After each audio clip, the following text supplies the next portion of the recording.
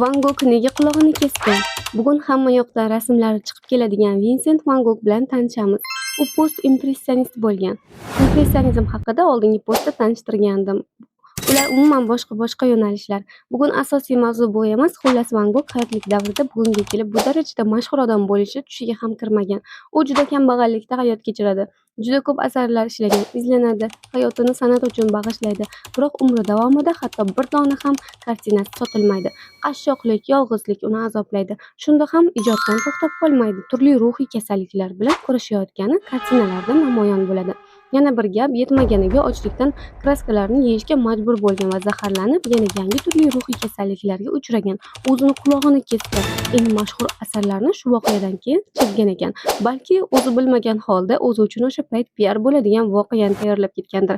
Bugun esa uni sotilmagan asarlari bloknotlar, daftarlar, futbolkalar ustini bezab turibdi.